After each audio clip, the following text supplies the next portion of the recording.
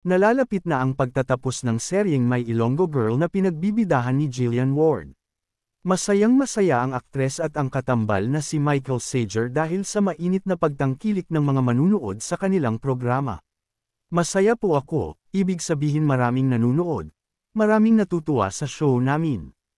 I'm very grateful, sobrang happy po ako. I feel so blessed, bungad ni Jillian. We're celebrating with everybody. Kasi noong sinabi po sa amin na talagang sumisigaw yung prod team, palakpakan kaming lahat. We're just grateful, dagdag naman ni Michael.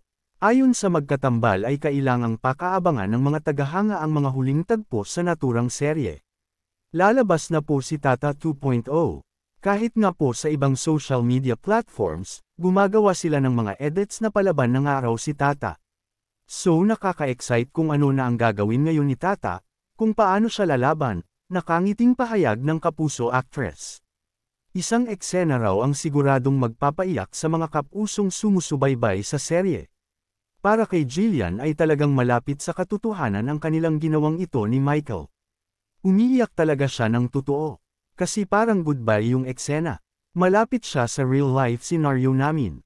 Noong kinukunan namin yung eksena na yun, na-feel ko na genuine pala talaga si Michael, yung pagiging caring niya, yung pagiging mabait niya talaga sa akin, kwento ng dalaga. Noong we did the scene I was looking at Jill's eyes, naramdaman ko talaga na I cherish itong moments na to. I don't wanna take this for granted. Kumbaga this is the only project I really enjoyed with. It's my way of saying thank you. Yung attachment ko with the show is very solid. So yung ganong eksena talagang nadala na po ako and totoo na yung iyak ko, pagtatapos ni Michael.